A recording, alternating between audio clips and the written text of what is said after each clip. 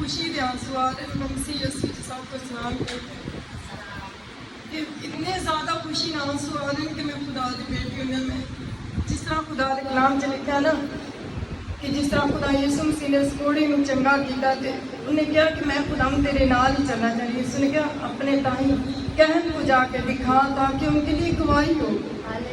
इसलिए कि मैं मांगा मैं गवाहियाँ खुदा यीशु मसीह की गवाही देने ली। मैं 7 तरीक तो बीमार सा, 16 दिन मैं बिस्तर च सा, इन्ना ज़्यादा सी थक चुके सन, बहुत ज़्यादा मेरी तबीयत खराब सी, सब कुछ समझ नहीं सी आ रही, ना मेरे शोहर नूं ना मेरे बच्चों नूं। मेडिसिन मेरे तो कोई असर नहीं सी कर रही। असीं पास्टर सोहन खुदा दे खादम दी शुक्रगुजार हाँ। असीं इन्ने फोन ते फोन मेरे बच्चों ने किया कि मेरे बच्चों का बड़ा ईमान है, मैं खुदा दा खादम, मैं खुदा दा सुर, मैं दुआ करे कि साडी बालदारी फोन ते साडी मामा चंगी हो जाएगी।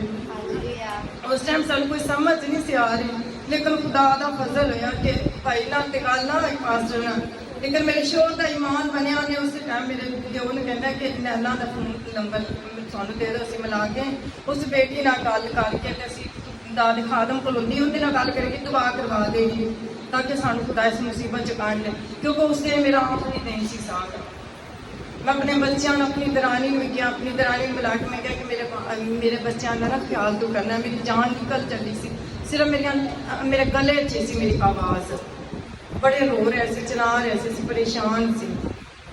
लेकिन जिस तरह इस शजील बेटा मैच सुनाई, जिस तरह इस बच्ची अपनी नैला ने मेरी खुदा की बेटी प्यारी शहजादी ने सानू हौसला दिता, उस हौसले का मैसेज सुनाने फिर अगे गवाही थोड़े के शेयर करांगे कि जिंदगी काम किया। अज मैं थोड़े सामने खड़ा किया। आज खादमा ने कहा कि तुसी परेशान नहीं होना, तुहानू कोई बीमारी नहीं, कोई दुख नहीं, कोई तकलीफ नहीं। खुदा दी बंदी ने कलाम बोलिया, मैं बैठ के लेटी हुई हाँ। खुदा दी बंदी ने कलाम बोलिया कि खुदा सुतियां हड्डियां च मुर्दा हड्डियां च जान पा देना ते भाभी समीना तुसी ठीक हो, तुसी बिल्कुल ठीक हो। जिस तरह एक खुदा दी बेटी कलाम बोलती रही, लेकिन मैं अज खुदा दा शुक्र करनी अगर चरवाहा अग दा भरिया ना, लेकिन उन्हें भेड़ा में आप लगी पड़ी खुदा दा। जिस तरह खुदा दी बंदी कलाम करती रही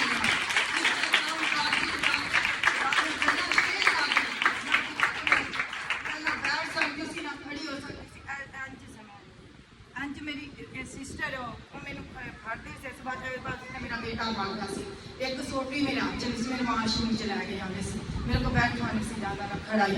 लेकिन जिस तरह मैं बैठ के लेटी हाँ, जिस तरह खुदा की खादमा कलाम दी गल्लां ने और कोई गल नहीं की, सिर्फ मैंने दुआ नहीं कलाम दी गल्लां मैं उसी टाइम अपने आप में फील किया मेरे अंदर एक है कि जिवें खुदा दी रूह दी आग आई हो या खुदा दे खादम ने की हो रहा उसी तरह मैंने बोला कि तू दुआ ही की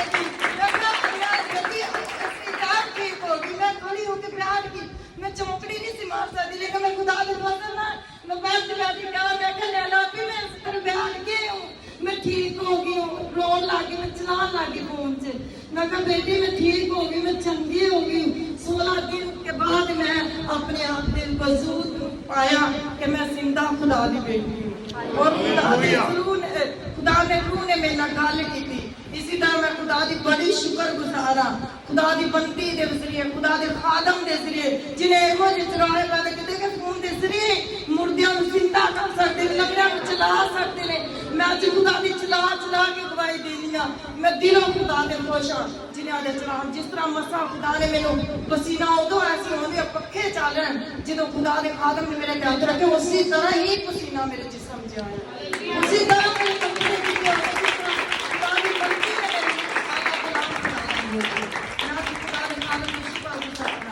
मैं खुदा का शुक्र करनी हाँ कि मैं खुदा सलूट करनी हाँ पास्टर साहब जी जिन्होंने खुदा ने बरकत दी है कि और लंगड़ियां और मुर्दियां को यीशु ने नाम खड़ा करेगा और खुदा की गवाही खड़ा करेगा, खुदा की जलाल खड़ा करेगा। मैं एक नसीब करने बरकत खुदा के खादम पास्टर साहब जी ये मेरी सारी गवाही खुदा के नाम जलाल दे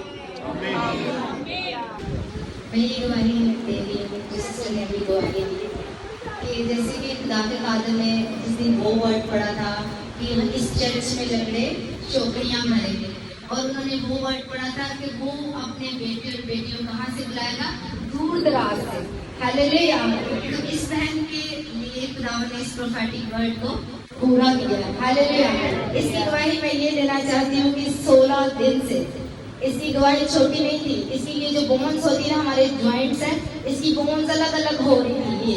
ये ज्वाइंट्स अलग अलग हो गए थे और इस कदर समझो कि डेथ बेड पे थी, चलती ये नहीं थी, खाती ये नहीं थी, पीती ये नहीं थी, पेट इसका फूल के इतना हो चुका था और ये इस कदर बीमार थी। इससे ज्यादा इसके घर वाले रोते थे और वो चीख और चिल्ला रहे थे और इसने मुझे फोन किया और इसने मुझे कहा मैं बड़ी बीमार हूँ। मैंने कहा आप बीमार नहीं हो। उसने कहा मैं 16 दिन से बीमार। मैंने कहा कहती 16 दिन हो गए इस बीमारी को। मैंने कहा आज फिर आखिरी है। हालेलुया। और मैंने इसको कहा, मैंने इसे कलाम बोलना शुरू किया, अभी दुआ नहीं की थी, कलाम सुनाना शुरू किया। ये उठ के बैठ गई। हालेलुया। वो मुझे डेथ बेड के ऊपर थी, वो उठ के बैठ गई तो मुझे कहने लगी मैं बैठ गई हूँ। हालेलुया। और उसके बाद जब मैंने इसे कलाम किया कि जिस तरह हिजकिय्याह ने कहा था वही रूह आज मेरे अंदर है। उसने कहा खुदावंद ने उससे पूछा था क्या ये हड्डियां जी सकती है? उसने कहा खुदावंद तू ही जानता। मैंने कहा मैं उसी रूह से कहती हूँ ये हड्डियां जी चुकी हैं।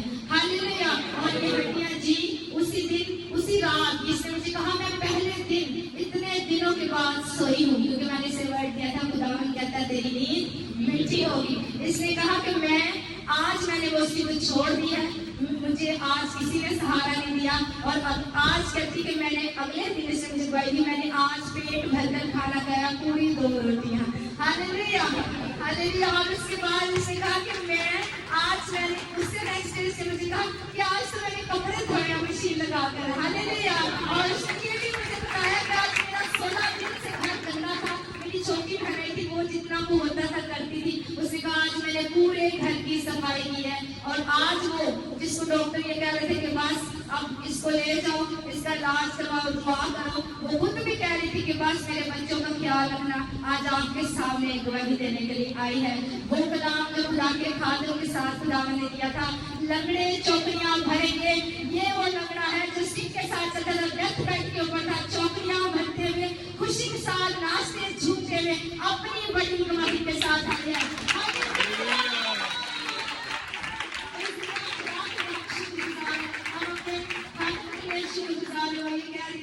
मैं हमेशा कहती हूँ, लोग मुझे कहते हैं आप अपने खादम जैसी।